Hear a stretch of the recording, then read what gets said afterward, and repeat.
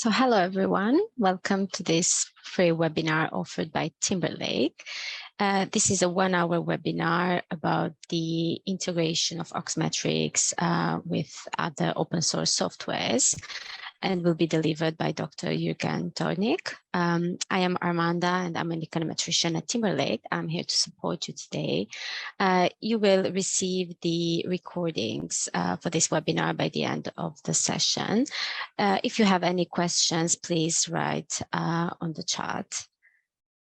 We can start, Jurgen. Thank you. Okay, thank you very much. And thank you very much for a listener. I'm going to talk about Ox in Ox 9, which is part of OxMetrics 9, which has been released fairly recently. I'm going to start with a few slides, and then I'm going to give look at things in a bit more detail. The plan is to allow for some questions at the end, and so if there's anything coming in between, I'll ignore it until we get to the end. So. I'm going to talk a little bit about what's new in OxMetrics 9 and in Ox 9.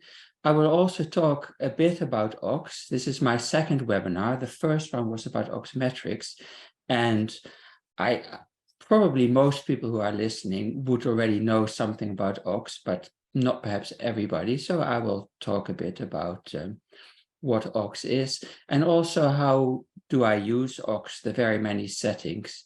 Then I will talk about new Ox packages, in particularly OxDoc, OxURL, ROX, and Python, and in general about the API, the foreign language interface of Ox, and then we will look at some examples. So we have less than an hour to talk about these things. I will only be able to provide a general overview, not go into the kind of very deep programming background of these features. Well, there's many new things in OxMetrics 9. Perhaps the most prominent one is that there's now support for dark mode, and I'll actually be running things in the dark mode. I hope that works well on in the webinar as well. There's improved support for high resolution screens. There's just some general redesign. And there's in OxMetrics, there's a new data fetch package that is something I spoke about in the previous webinar. But today we are more interested in Ox. Well, Ox 9 has very many new features. The main aspect now is that we only have a 64-bit version. It's always multi-threaded, and we support, as before, 3 platforms: Windows, Mac OS, and Linux. Today I'm running Ox on Windows, but I will also very briefly show it running on my mobile phone. There is now native support for Apple Silicon, so that's for the very fast latest Apple hardware. It will run very well. There is a improved printing out of double point values, so you don't get what you occasionally would see if you have something in full precision, that the last digit is kind of basically a random number. We have a new default data format, which is has the Ox data extension, but it really only is the existing IN7, BN7 files zipped together. So it's more convenient because it's just one file rather than the 2. But obviously the old format is still available as well. We've improved CSV reading and writing, and these can now be zipped as well, which can be useful because CSV is a text format and can be take up quite a lot of space. We have improved support for the SVG vector format, which is used in HTML documents in particular. And there are many more features, new features, and also efficiency-related improvements. And I will run it briefly as well in our browser at oxrun.dev, but not quite yet. I will talk about the new Ox packages, the OxURL package, which is a wrapper around the publicly available library called CURL. And there's also a new package called OxDoc, which is for generating documentation from Oxcode, which is something I've started using quite a bit myself and find very useful. And then the other two packages I'll talk about is the calling R from Ox and calling Python from Ox. So that is really it in terms for the slides. So now let's start up OxMetrics 9. That's where I start working in today. So here's my OxMetrics 9. I have increase the font size a little bit so you can see it a bit better, hopefully. And the first thing I'll do is just to illustrate what Ox is about, is write a little Ox program, very simple, very quickly. So I want to generate a new Ox program, and in this case, I want to use, although not straight away, graphics, and I also want to use the database class. So it's written a small outline of an Ox program. And what I want to do is generate some random data and then run a linear regression on that generated data, as I said, to give you a flavor of working with Ox. So I will first draw some random numbers, some normal random numbers, standard normal, with a sample size that I will set to CT. So I need to declare that and assign a value to that first. So I draw 100 observations from the standard normal distribution. Then I want to create some regressors. Well, let's make them uniform, same sample size, and 2 columns. So that those are now my regressors, but I want to add an intercept to the model as well. So that's a column of ones, which I can simply do by appending a 1 before this matrix, this 100 by 2 matrix, and that is automatically created as a column of ones. Now I'm ready to compute my my y's. No, actually, that's not quite true. Let's set some coefficients, call them beta 0. And in this case, I know there are 3. So I create a column of 3 of them, setting, for example, the mean to 1/2 and the rest to 1. And that is now my beta, my theoretical beta value. I can now construct y's as x times beta 0 plus my epsilons. And then I want to end off running a regression, and that's the OLSC function, which as arguments has the y's and the x's. And it returns, in this case, the beta value, estimated betas, in an argument, which I can fetch like this. But because in Ox, everything always has to be declared, this beta has to be declared. And now I can just print the results. And then if I haven't made any typos, then that would work. So I can print the estimated betas. Well, actually, what I can do is I can print both the betas, the theoretical betas, and the estimated betas together. That's the wrong symbol. This is the concatenation that I want to do of these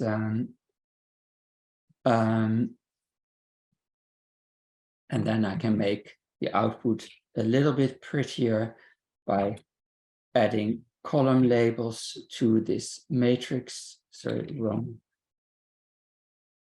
Column labels to this matrix. And then I need to give it is the percentage C for the column labeling, and then I need to give it an array with, in this case, I know it has 2 columns, so I need to give it, I have the theoretical values first, and then the estimated values next. So this is now just a simple Ox program, a simple estimation by ordinary least squares, and I can now save this. Well, let's save this somewhere. I have in this case, I'll just do it here with the talks, and I call it OLS est as an Ox file. And now I can run this Ox file. And then if I didn't make any mistakes, okay, that's lucky. I didn't make any mistakes. I have to say that's not really normal. And usually you make some mistakes and then they need to be fixed. So we have estimated this, this model now. We have the output here. And well, maybe what we want to do is also create a graph. Now, creating graphs is a little bit more involved. The library is already included, but I can use a function called draw,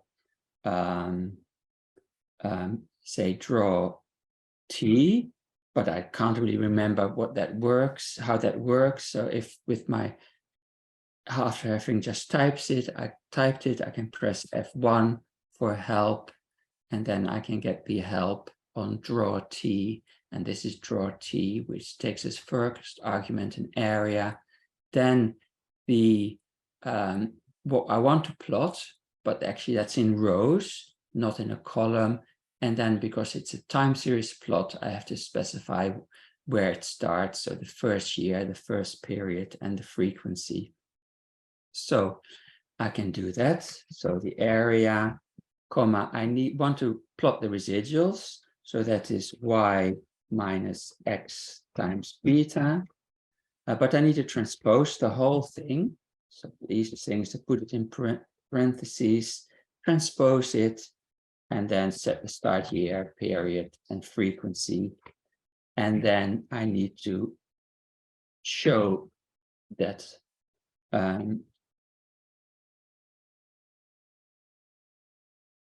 and then I can run this, and then I have my plot of these residuals. Well, if I want to reuse that data, I need to save the data. So let's comment this out. And the easiest thing perhaps is to create a database. So I need to declare a database as a new database object, and the database code is already imported. Then I need to create the database, and the sample size I've defined as CT. Append the data. So all the variables can be dependent in one go. So that is the y and the x. But actually, I do not want to include the intercept from the x's. So for x, I want to omit the first column. Now, in this indexing in Ox starts at 0. So the first column is column 0.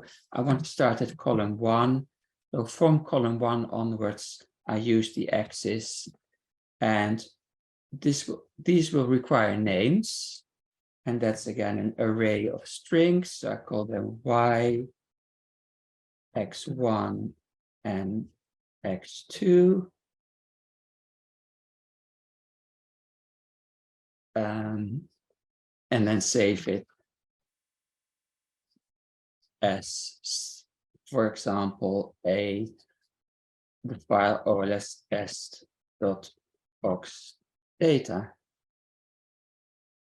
And by default, it will save it in the same folder as this.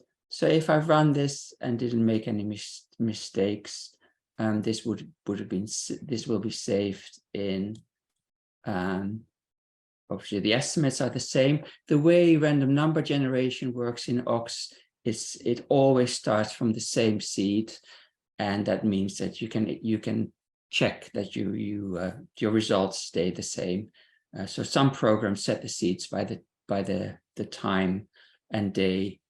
You can do that yourself, but by default that's not the case here. So now I will load this data set that was called olss.oxdata, and I will now discuss a bit in the various ways that we use Ox, and which are all facilitated by this foreign language interface that Ox has. So I've loaded the data here. Here it is, y, x1, and x2. And now if I use PCGIF to run the same regression, I formulate a model, no lags in this case, y on x1 and x2 and the intercept, and no automatic model selection, full sample. And this is now, obviously it's the same, but it's much more the full output, and we have the residuals and actual as well here. So this output was in results. Then one way to use Ox again is to generate the Ox code for this program, for this estimation in PCGIF, and that's given here. So now we've used Ox in quite a few ways already, because I've used it by just writing an Ox code and running it. I've used it by running PCGIF, because PCGIF, even though it's an interactive program, all the underlying code is written in Ox, but that's hidden away from you because you just see the dialogues. And then yet another way is we've estimated this model with PCGIF, then asked PCGIF to generate the Ox code for that program, and we can run, then save this and run this. So use it in yet another way. So if I save this not in here, I want to go back to my kind of a work folder for today that is here. And then I run this, and of course I get the same results as before. So that's yet another way of running Ox. We could run Ox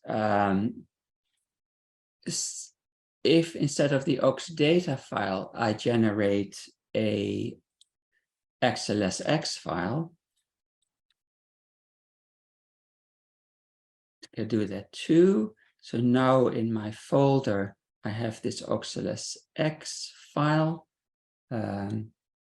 It's here. I can run that in.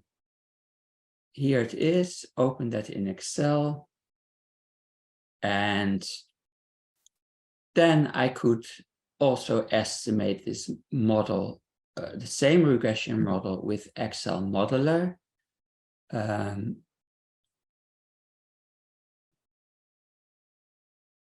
And actually, sorry, this is not quite right. I need to select the data,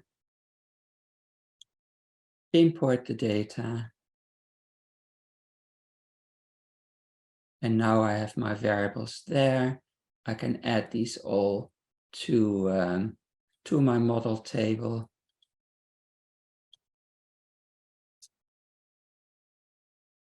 Actually, this one I didn't want, so these.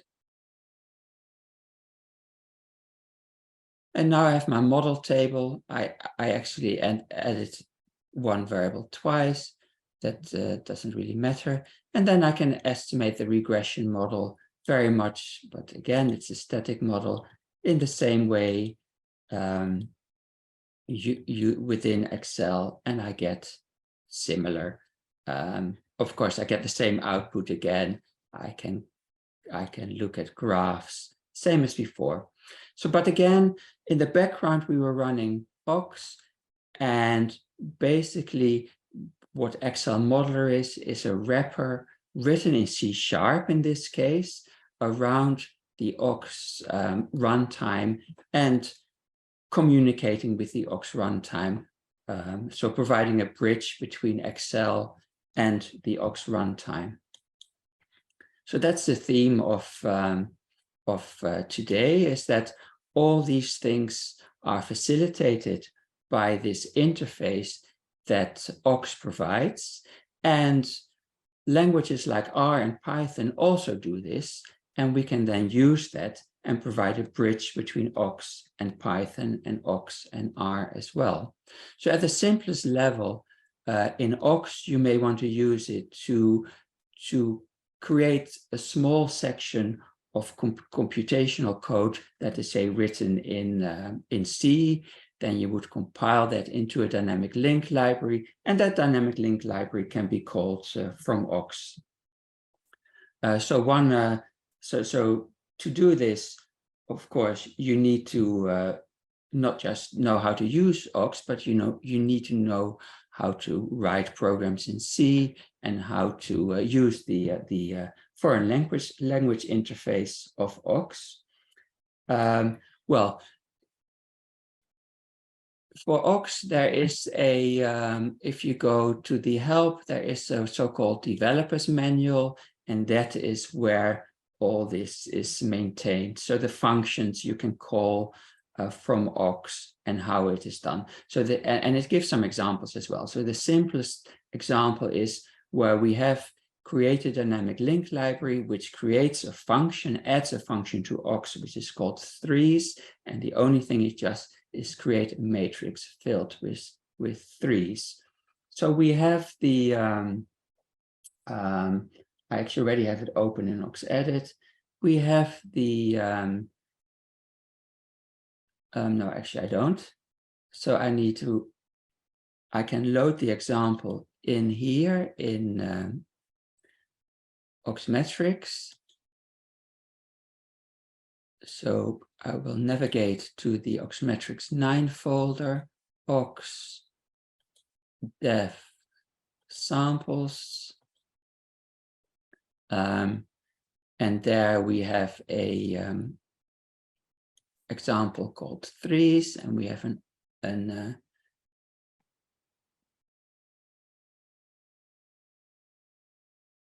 we can see here we have the Ox program and we have a C program as well. The C program I will load in OxEdit because that has syntax highlighting for C. OxMetrics doesn't. So if I look here at the threes example, this extern loads a dynamic link library called threes.dll because we're under Windows, and the function is called from that library is called fn3s. Inside the Ox code is known as threes, and it has two arguments, R and C. This is dimension of the matrix. And then if I click run, the only thing it will do is create this matrix, 3x3 matrix filled with threes. And then if you want to look in the background, there is a C program somewhere that it has been compiled. And let me see if I still have it here. No, so I need to open it. From my OxMetrics 9 dev folder, samples.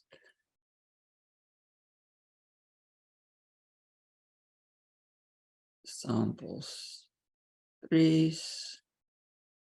And well, another thing you notice that, of course, the drawback of doing something like this, when I write Ox code, it will work in Ox, that is, whether it runs on the Windows or on the Mac, or on Linux. But if you create a DLL, the DLL is specific, system specific. So if you want to create a DLL that runs on all these platforms, you need to compile it separately for all these platforms. If it's just for your own use, that's not really an issue, but if you want to supply it, make it available to other people, then you may want to cover all these different platforms.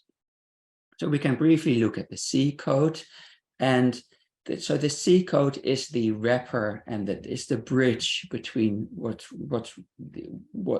we compile and the Ox code, and that is why it makes these functions calls like oxlib check type is a function call into the Ox runtime system to check the argument, and then it creates a matrix, and then it fills the matrix with 3s. So this is, as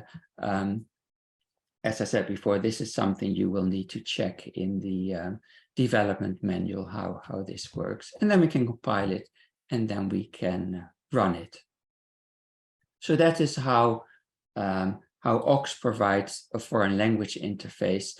Now, when we look at PCGIF or Excel Modeler, of course, the interface is much more complex because it really keeps sending information back and forth. There's also one thing that changes is that which runtime system is in charge. So normally it's the Ox runtime system that's in charge and makes calls to something that is provided from outside. But in the case of Excel Modeler, it's really Excel that is in charge. And then we do things in Excel that is then passed to the Excel Modeler runtime, and then Excel asks for the results back. So that's so then, as I said, Excel is in charge. In the same way, when we do it with PCGIF, PCGIF is in charge. So well, we've covered several ways of using Ox. One more example that I would like to show is using some simulation code, from the sample code that is provided with Ox. So I will load a couple of Monte Carlo experiments from the Ox sample code. Well, I still have it here in my recent folder, so I will go there straight away. And I want to load 2 programs. So the first one is a simulation experiment of the normality test. Together with Henrik Hansen, I have a paper quite a while ago where we created a better small sample adjustment for the normality test. And that is what is being simulated here. We have this program, and if I run that, you will see that it's actually showing graphs as the simulation runs. So I run it here, and it's showing the distributions of the asymptotic tests, which is in econometrics often called the Harkey-Bera test, and the statisticians call it the Bauman-Shenton test, and the small sample adjusted version that I have worked on. And here you see that the distribution is much better in the small sample adjusted version. But the main thing is we run these simulations, and the graphs were showing this as the simulation proceeded. Well, another simulation experiment I'd like to run is, and I don't really want to go into too much detail, but it's just simulating the test for serial correlation probably in an AR1 model. And it's running this on my machine. Now, my machine is quite fast. It has 12 cores, but this was a simulation of 10,000 replications with 250 observations. So we did 10,000 regressions of sample size 250, and these are the simulation results. Now, particularly if you just want to play around with Ox, or if you want to use it for teaching in class, one useful way to start with Ox is to go to oxrun.dev. And that is where you can run these Ox programs in the browser. So I can load these same programs that I had before. I have the SimNor. This one actually uses fewer replications, I think, but I can run this now here. And now this is in Chrome. So I'm actually running it in the browser on my machine. So it's not running on the server. If you run it, it's running on your machine, not on the server.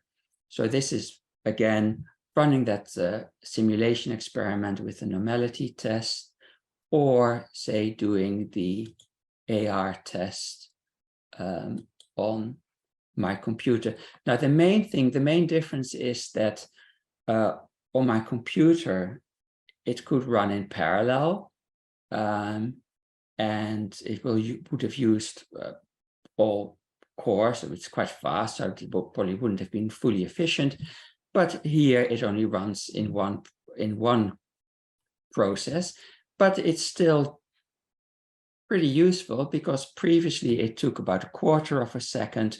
Now it took about 1.5 seconds to do exactly the same experiment. And it's a bit hard to show, but I can hold it in front of the camera, can actually run it on my phone as well, and you can try this yourself.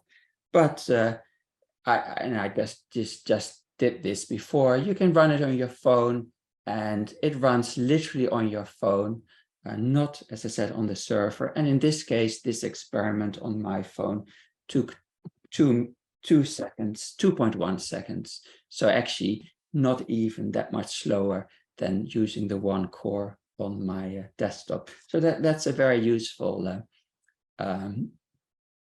tool to have at your disposal. But one thing you can't do is call in dynamic link libraries, because that is specific to the hardware, and this is running in the browser. So certainly at the moment, that is not feasible. It's also, everything is 64-bit, but within the web browser, it is only 32-bit. Although in practice, you probably really won't notice the difference. So, well, let's start looking a bit at some of the new packages in Ox. And the packages I want to talk about is OxDoc first. Now, OxDoc, so as you may know, is that if we go to the Ox folder in your OxMetrics 9 setup, within the Ox folder, all the packages live in the packages folder, and that's where we import the package from. The exception is things are supplied, that's really part of the system itself, is like the database classes and the simulation, the maximization, etc. But in here, we have a package called OxDoc, and OxDoc is a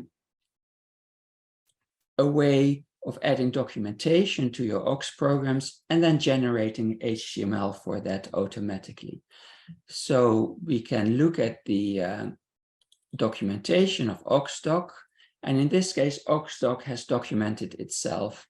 So if I go to the index.html, this was generated from basically markup in the Ox code, how to use OxDoc, and providing quite a few details. So that is something you can start looking at. But the main thing is that normally we add comment like this, or end of line in block comment, or end of line comment like this. But to add it, to use it in OxDoc, you have the special versions which has 2 stars, and then OxDoc will extract that from the source code and generate these HTML codes. And you can even use, I think there's an example here, you can even use LaTeX in this documentation. So if you want to document your econometric or statistical functions, that can be very useful. So I can illustrate that if I throw in first of all, how it's created. You basically run an Ox program to generate the Ox code from this Ox program. So we have whatever you want to call it, it's not really, doesn't really matter. My convention is to always call it make OxDoc, the Ox program, and we create a parser object. Then we enter the program that we want to document. And in this case, we just document the program itself because that pulls in OxDoc, so that will document OxDoc. So this is very much something documenting itself. We want to compile that. Then we create a printer object, and we finally create the output from that object, and we have some options that we can use in there as well. So that's all in the documentation. But the main thing is that the documentation is in, say, if I go here, actually this one is not a good example. Go here, you see here, we see the documentation that we use, and then we can document what the parameters are, what the return value, and that's a very useful discipline to adopt as you're developing Ox code. So that is the OxDoc. Now, the first of the three libraries that I will look at and really just through examples is the OxURL. And OxURL is a library that allows us to make web calls. And again, the documentation is in OxDoc, so that's generated, and there's the index.html is where you start looking at the documentation. So I can open that again. So here, the OxURL is quite a simple class. It doesn't have very many options. I can briefly look at an example. Sorry, wrong folder. Look at the first program that I have here. So it's using the object-oriented features. So we create an OxURL object, and then here we download from a website called example.com. We download the web page there and save it at test.html. And then the second example is to download something from a data set that I have in a GitHub folder, part of one of my papers in the Scandinavian Journal of Statistics, I think. And we just download the data from there. So this is the link to GitHub. Have to give it the raw equals true. But that, of course, is a convention of GitHub. If we download data from Fred, that'd be another convention. And then we have to give it a name, and we run this, and then we have either get an error message or we download the data. And this can be quite elaborate. Of course, there's sample code for basically downloading more things. So you can use this. So you can use this in your code. And again, this is using the bridge between the DLL provided from CURL and wrapped around that with the OxDLL, and that is then facilitating these calls. The next package is the Python package, and we have the documentation, in the Oxdoc folder. So this is the documentation. Now you have to have Python installed, and one of the things, and that's just the way things work, is that it is specific to a version of Python. It's the same with all these types of interfaces. We use the foreign language interface provided by Python, but if Python would redefine that or make changes, then it may well stop working, or we may need to recompile it. So we've tested this with versions 3.8, 3.9, 3.10. It may well stay the same when there's Python 4, but we can't guarantee that. But that you'll find that out, then you'll get an error message that it stops working.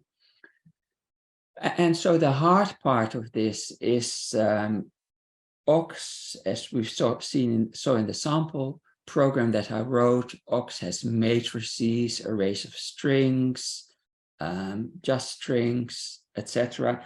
Python has these things too, has matrices, has objects, and we need to be able to send these things back and forth and translate from the Python version into Ox and vice versa. So that's really where the hard work is of making a bridge like this.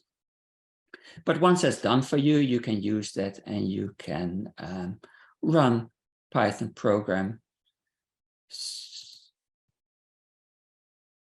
So if I open a Python example, so these python.ox is the Python package that I will load, but I want to start with an example. Say first a basic example where which shows you how to use it. So we always have to import the package. Then we create a new object of the Python class, and then we have to write Python code. So if you're a very experienced Python person, you will understand what's going on. Otherwise, it may not be entirely obvious.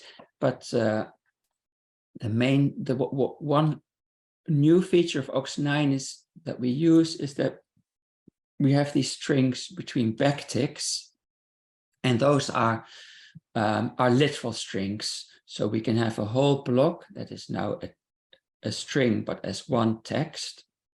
We can have normal strings nested inside that, and the new lines are interpreted as well. So it's very different from if you would write this as an old style string, because then you have to escape characters in between and you have to manually add the new line characters.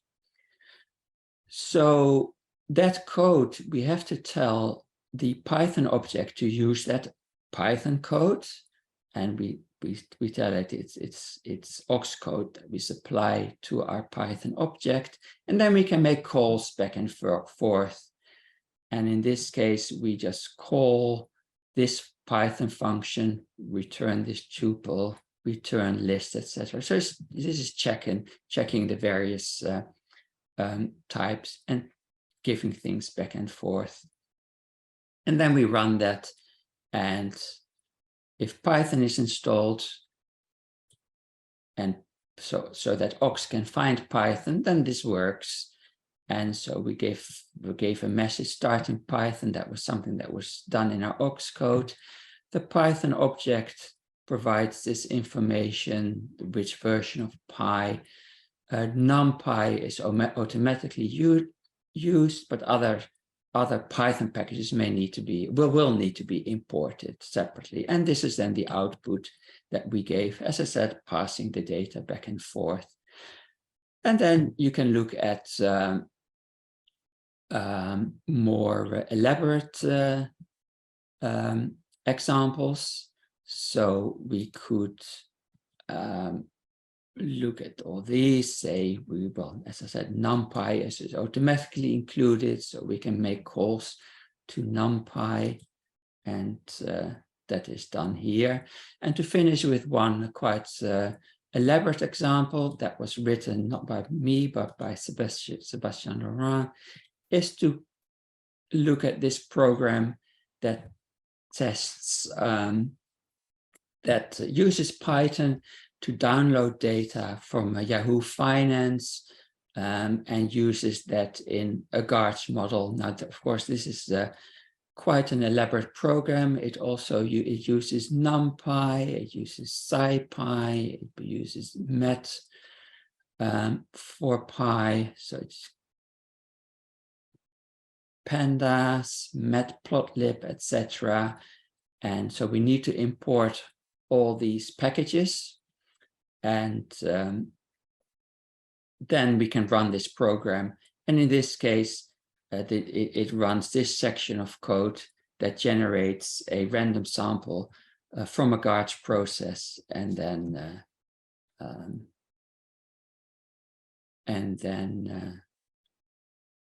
plots that. So if we run that,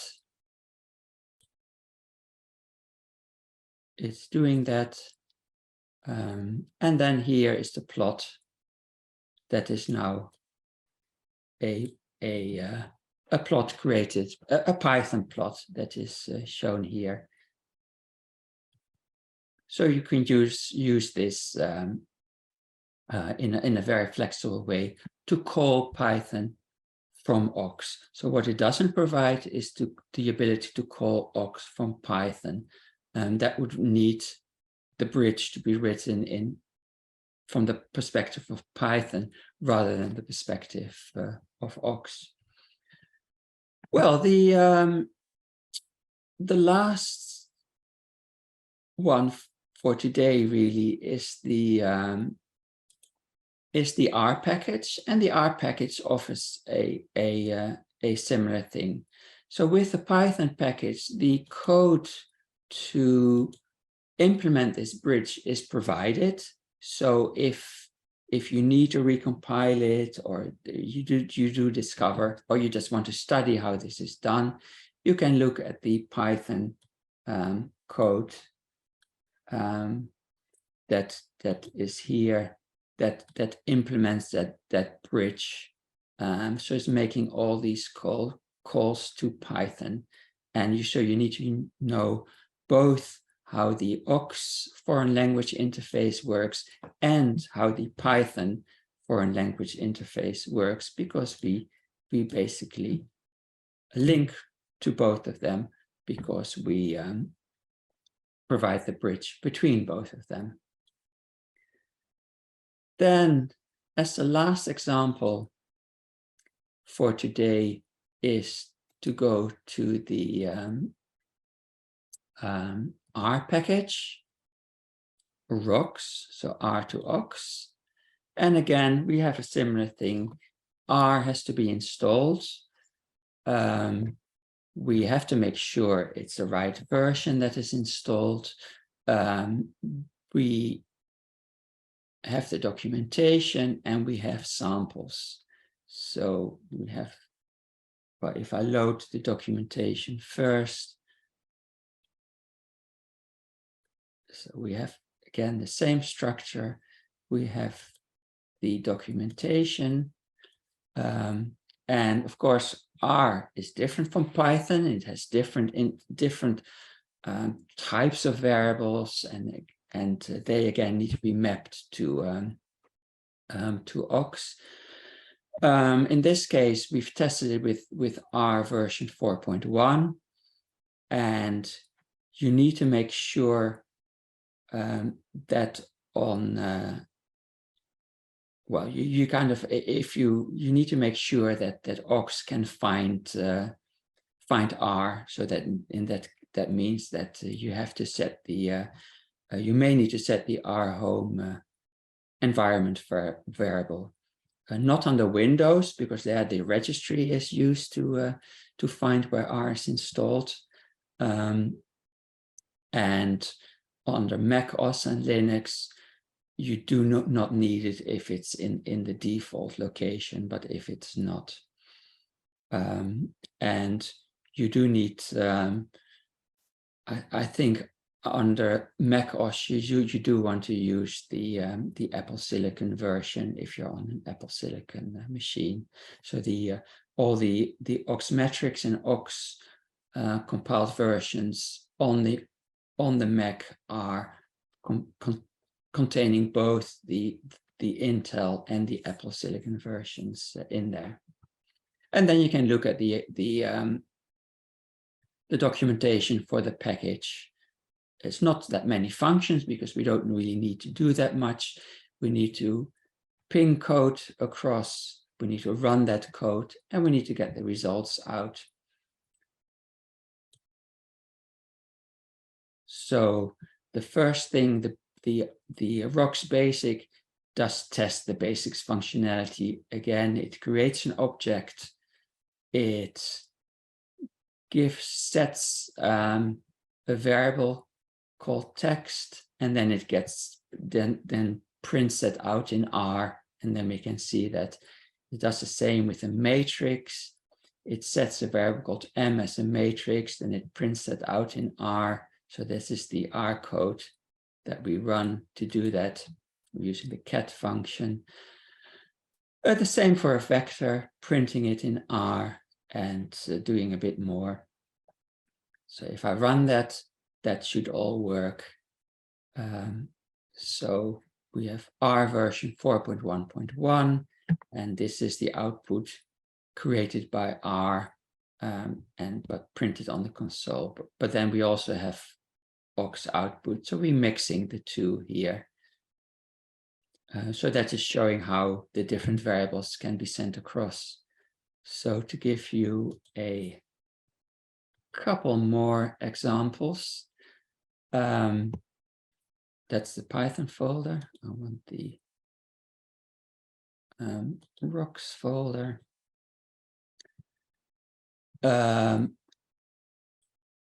Perhaps look at two more examples. This one is to use the time series frame in R. A lot of what I do is time series based, so it'd for me it's useful to be able to do that as well. So we set something as a time series object, and here we create that time series object, and then we work with that. And again, that is what is done here. Now to look at one more elaborate example, that's the last example for today, is the ability to use R code in our computation, and then of course we can extract the results and use those results, say, in your Ox program. So I've used it in this example. Uses the rgets package. So the rgets is similar to OxMetrics. That is the automatic model selection procedure as we have developed for OxMetrics, but implementing in an R package, including impulse indicator saturation, or IIS. And so we can use that package, and we want to include the library gets, and then we run it. We run impulse indicator saturation at 1%. With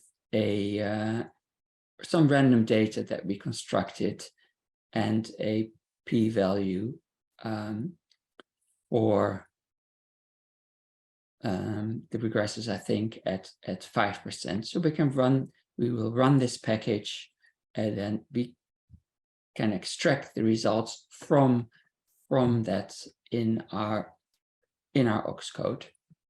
And this is something I used in a Monte Carlo experiment, where I wanted to be able to use, one version used the OxMetrics, another version used the rgets package. Then I can implement this in my simulation environment and get the results and use it that way. So I can still, because for me, the main language that I use is Ox. I'm more familiar with that, but I do want to use R packages as well, because there are just so many, and there's certainly several very useful ones that I can then incorporate in my Monte Carlo experiments. And if I run this, I run the rgets package, running IIS, but it has to already be installed. And then we did our estimation, and now I have the output in here in Ox of the rgets package. So I think this is a good point to stop. Allows us to have a little bit of time in case there's some questions, and hopefully you got a bit of a feeling of what is new in Ox9 and the ability to use Python and R. And obviously, if there's other systems out there that you want to interface with, that's feasible, because that other system would very likely have an API for you to do that. But then you have to write the C code that is the bridge between the two packages.